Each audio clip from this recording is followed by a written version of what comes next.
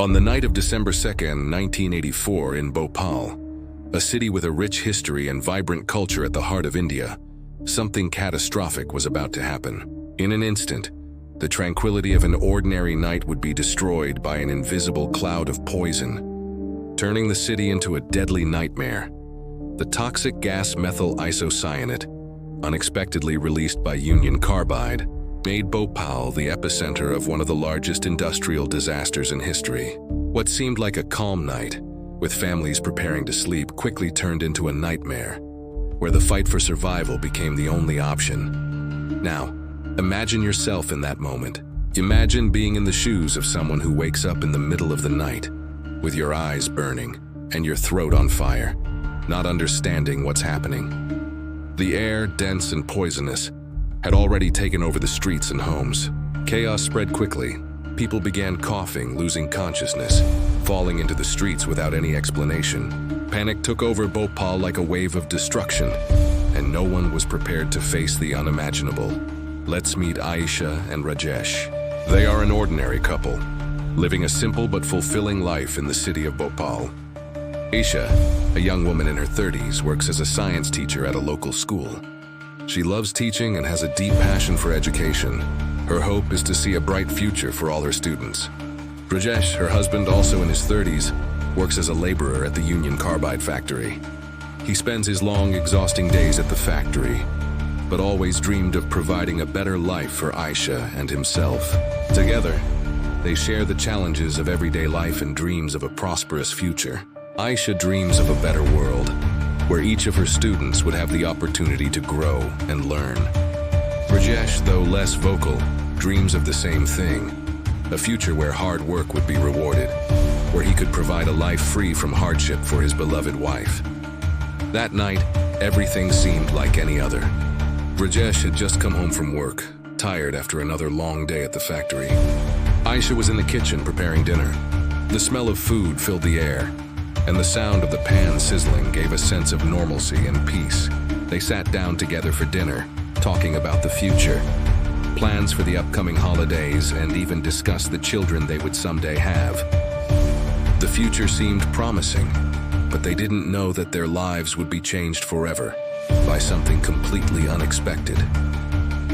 As the night went on, something terrible was about to happen just a few miles from their home. A failure in the safety system at Union Carbide began to unfold. The factory, which had seemed like a safe place before, was about to release tons of poisonous gas into the air. The cloud of methyl isocyanate spread quickly, moving toward Bhopal, swallowing everything in its path. Rajesh and Aisha, however, still had no idea what was happening. They didn't know that, while they were talking about their plans, the city around them was becoming a battleground against an invisible, deadly threat. It was at 12:30 a.m., while Rajesh and Aisha were trying to rest after dinner, that the nightmare began. First, it was a mild pain in their eyes, followed by a strange sensation in their throats. Aisha woke up suddenly, feeling that something was wrong. She looked around, trying to understand what was happening. Her heart started to race when she realized that the air felt strange. She tried to breathe deeply, but it felt like the air was getting heavier, as if something was consuming the life around her. She touched Rajesh's arm, trying to wake him, but he didn't respond. The air was so thick that she could hardly call his name. Rajesh, still unaware of what was going on, woke up, also struggling to breathe. They exchanged scared looks, not understanding what was happening. Then the smell hit them, a strong, acidic odor, almost unbearable. Aisha managed to whisper, "Rajesh, what is this?" Rajesh, still groggy, ran to the window. The sight was what made him immediately understand what was happening. A thick cloud of gas was spreading through the city streets, swallowing everything in its path. The Union Carbide factory where he worked had failed, and the deadly gas that had escaped was now taking over Bhopal. He felt a wave of panic rush through his body. What to do, where to go? He didn't know. The streets were empty, and within minutes the city was overtaken by death. "We need to get out of here, Aisha. Now!" Rajesh shouted, trying to stay calm, but his voice was filled with fear. Aisha, with swollen eyes and a burning throat, felt the gravity of the situation. She knew that the city was being invaded by something they couldn't see, but it was deadly. They ran to the door, But as they stepped outside, they were faced with an apocalyptic scene. The streets normally full of life were now empty. There were no cars, no pedestrians, only the muffled sound of people coughing and screaming in the distance. Some people were falling in the middle of the street, unable to fight against the effects of the gas. Panic spread faster than the cloud, and yet no one seemed to know where to go or what to do. Rajesh, what's happening? What do we do? Aisha asked between coughs, her voice almost inaudible from the pain. I don't know, Aisha. I don't know, Rajesh replied. Fear was written all over his face. He knew that the chances of surviving were slim, but there was no choice but to try to escape. He grabbed Aisha's hand, trying to run through the streets, but the gas was everywhere. Every step they took, the air grew heavier, harder to breathe. They had to get out of there, but where? The streets were filled with thick, dense fog. People were falling around them. Men, women, the old and young, all struggling to breathe with swollen eyes and burning throats.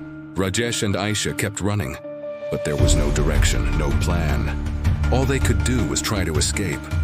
Rajesh knew that, sooner or later, if the city wasn't evacuated immediately, the chances of surviving would be minimal. The worst was already happening. But still they kept running, trying to find shelter. What happened in Bhopal wasn't just an accident. It was a systematic failure by an industry that should have prioritized safety. Union Carbide knew the risks, but failed to prevent this tragedy. The Bhopal disaster is a painful reminder of how negligence can lead to irreversible losses. By the time the night passed, Bhopal had become a cemetery, and thousands of lives had been lost in an instant. Rajesh and Aisha, like many others, were among the survivors, but they would never be the same. The impact of the tragedy marked them forever. The Bhopal disaster happened in 1984, but its lessons are still relevant today. Even with technological and scientific advancements, the risk of industrial and environmental failures is still real. Negligence cannot be forgotten, and the mistakes of the past must be remembered so they never happen again. And as you watch this video, I ask you, are we prepared to prevent a disaster like Bhopal from happening again?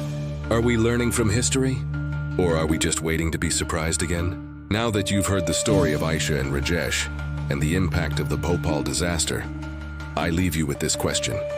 If you were in their place, would you survive? What would you do? Leave your comment below, like the video, and subscribe to the channel for more stories of historical tragedies and what we can learn from them. And remember, history isn't just about what happened, but also about what we can do to ensure that the future is different.